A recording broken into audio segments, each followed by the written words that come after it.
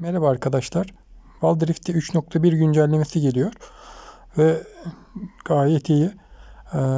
Aranızda bilmeyenler vardır diye MOBA oyunu sevenler adına böyle bir video paylaşıyorum.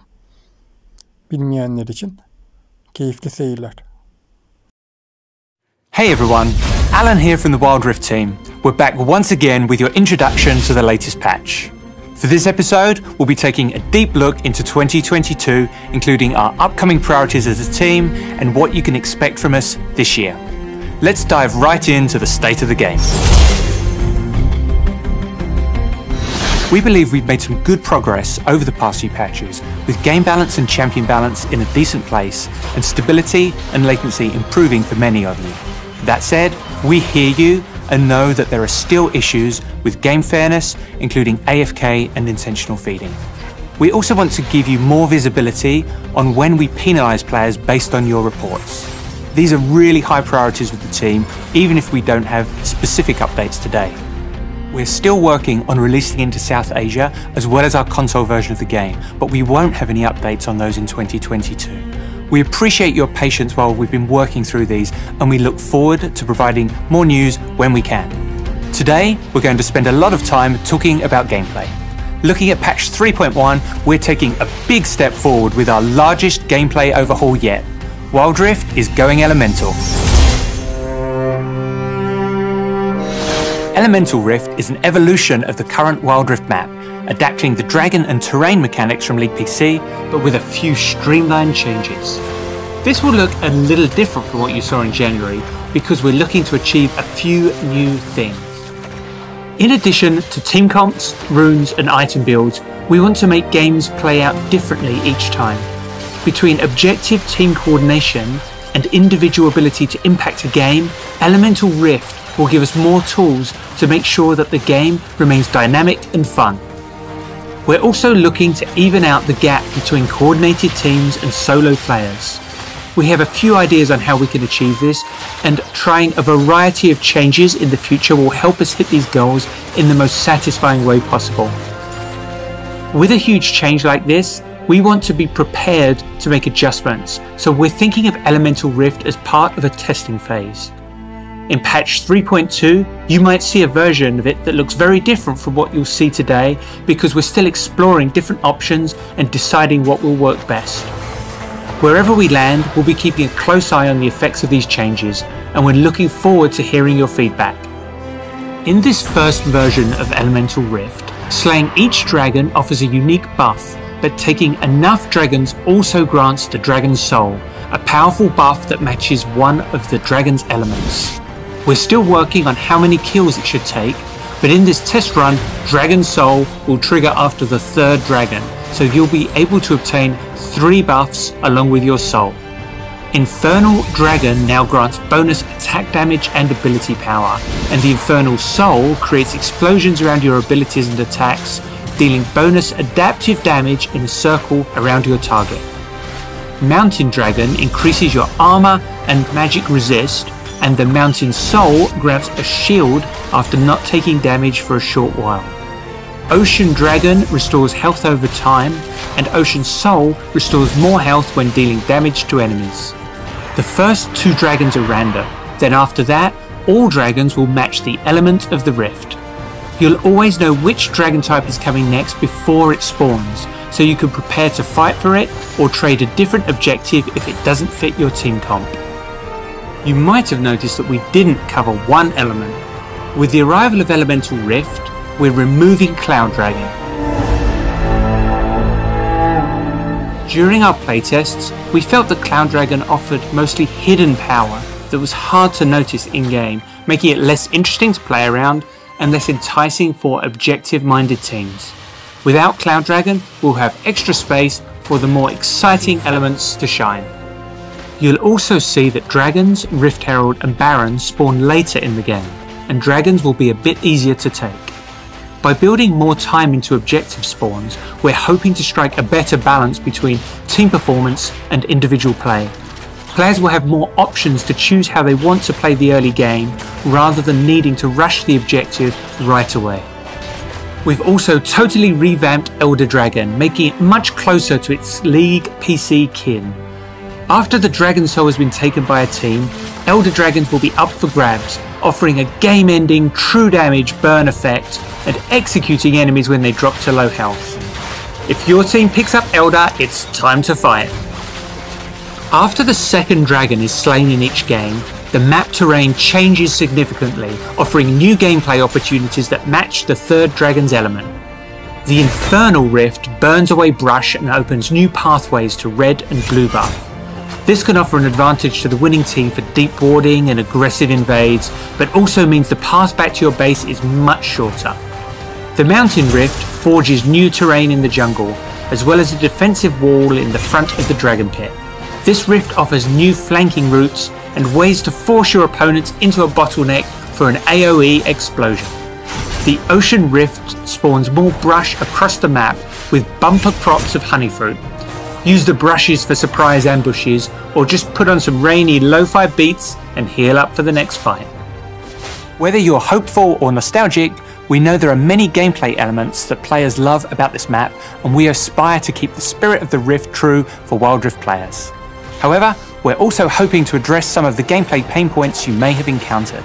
So, we'll be testing this Rift during limited time windows in a totally separate queue during patches 3.1 and 3.2. This will allow us to monitor and make adjustments before it replaces the existing Wild Rift map fully in our pre-season in patch 3.3 later this year. Until then, enjoy the current Rift in ranked and esports broadcasts as we head towards the Icons Global Championship. And again, we're exploring versions of Elemental Rift that might look different from this one, or even from what's currently in League PC. Expect to hear more about that in the future. We're looking forward to seeing how your games play out with raw elemental power at your disposal, and we can't wait to hear your feedback on these changes when they roll out for testing. Shen, the Eye of Twilight, will be teleporting in very soon. Shen wields his blades of steel and spirit to protect Ionia and its allies in the Barren Lane. His spirit blade follows him and grants him more damage against his foes and protection when his team needs it most. Shen isn't a particularly stealthy Kinku, but he makes up for it with defensive options and hard crowd control. Slide on into the enemy team to taunt them and block basic attacks with Spirit's Refuge to nullify enemy carries. With extreme tankiness and the ability to stand united with allies from anywhere on the map, Shen maintains the balance for his team at any cost. Tipping the scales in support and mid lane, Karma, the Enlightened One, empowers her teammates and slows her foes. Karma has a couple of changes from her PC version, with a greater focus on her Battle Mage playstyle. We thought we'd go into a little more detail with Karma to highlight some of her differences. First up, we've moved Karma's ultimate to her passive. Every spell Karma casts, she gains a stack of mantra, and at 3 stacks, her next ability is empowered. Inner Flame fires a blast of energy, dealing damage and slowing enemies. When empowered, it leaves a slow field, which explodes a second time. Focused Resolve now tethers up to 2 nearby champions. If those champions fail to escape the tether range, they're rooted for a short time. When empowered, this ability forms an additional tether, forcing those enemies to scatter. If any of the tethers aren't broken in time, the enemies get a mega root for a longer period. Karma's third ability, Inspire, grants an ally a shield that offers movement speed. Under the effect of mantra, the shield can empower an additional nearby ally. Finally, Karma's brand new ultimate, Transcendent Embrace, forms a ring of spirit energy, dealing damage, slowing and knocking enemies into the center if they're caught on the edge. We want to give Karma players more ways to control her enemies throughout the game, and Transcendent Embrace is the centerpiece of that playstyle. In testing, we called it the donut. While this year is starting off a little quieter, we're going to ramp up the amount of champs later in 2022, and we wanted to give you a small taste of who you can expect. This year, we've started with Peace, Harmony, and Fluffy Cats. But 2022 is the year of the Edgelord. Later this year, we'll be revisiting some battle-scarred locations in Runeterra. Next up, we're heading to Zorn, Bilgewater, and Noxus. Nothing personal, kid. We'll see you there. Our mission this year for gameplay is to make games more satisfying and motivating to play, so we're focusing on competition, social play, skill and challenge. That sounds pretty broad, but giving you more freedom and skill expression in your games is a huge part of that effort. And of course, keeping the game balanced is a top priority too. We're giving more options to fighters in this patch with the introduction of new items. Divine Sundara is the perfect option for champs looking to brawl who want some extra health and damage. We want to offer a sturdier alternative for bruisers that traditionally build Trinity Force. After using an ability, your next basic attack will deal a % of your target's maximum health as bonus damage. If that target is another champion, you will also heal for some of the damage you dealt. Hullbreaker is for champs who want more durability and split pushing power. While no ally champions are near you, you'll gain bonus armor and magic resist and deal more damage against structures. You'll also give a mini boost to nearby minions so they can keep you company on your split pushing journey. Also in this patch, we're making some small changes to other items. Fimbulwinter will be more closely aligned with its PC version, offering its trademark shield on slows as well as hard crowd control. Death's Dance is becoming an AD and armor item, as we felt that there were too many unimpactful choices offered by the AD and health items in Wild Rift. Fulfilling its original intended purpose, we're reworking Solari Charge Blade's passive to make it more appealing to monks. Hextech Mega Drive is getting a significant buff for champions that can pull off several stuns at once, like Morgana or Alistar. Pulling off the perfect CC chain could mean you get to cast your active item multiple times in a fight. In addition to a whole host of items, we wanted to take a close look at the support role. We know supports have needed more love for a while, so in this update, we're rebalancing support summoner spells to give players more active options in the laning phase and in teamfights. First, we're strengthening the initial slow on exhaust to give more offensive and defensive options. Heal will now grant more health to the healed ally and less to the user. And Ignite is retuned to be more effective in the early game and weaker in the late game. One idea we're thinking about for 2022 is theming our major patches to address specific game balance or systemic changes. Next patch, we're hoping to have some updates on map vision, and we're also looking at the impact of our current rune set. Which system should we look at next? Leave us some suggestions in the comments. The next season of Ranked will soon be underway, and that means there's a new glorious skin up for grabs. Just make sure she doesn't grab you first. With the start of the new year of Ranked, we're giving the glorious theme a makeover.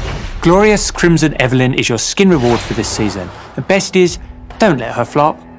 Starting with Evelyn, you can also grab what we're calling a weapon augment for glorious skins in the Ranked store to serve even harder. This visual update empowers the chosen champ's source of power to recognize your commitment to the climb.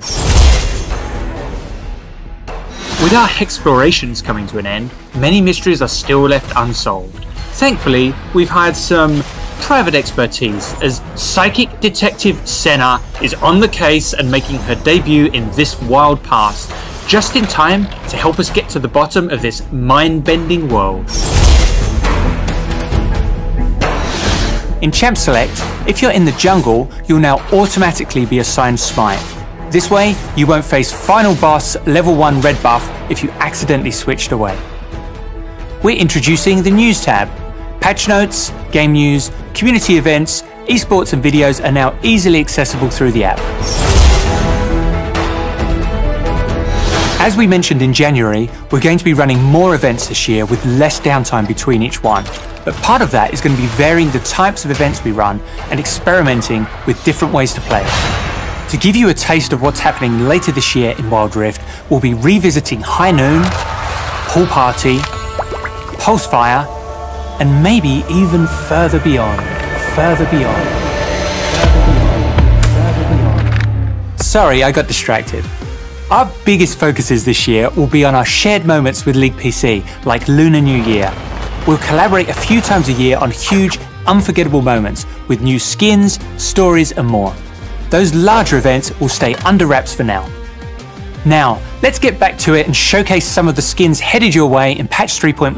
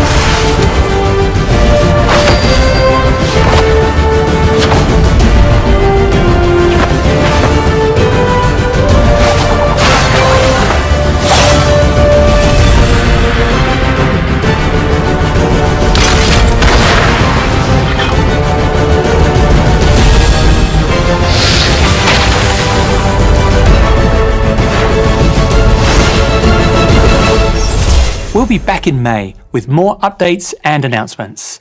We wish you good luck on your climb, harness the power of dragons, and get ready to defend Runeterra's connection to the spirit realm. Thanks everyone, and we'll see you on the Rift.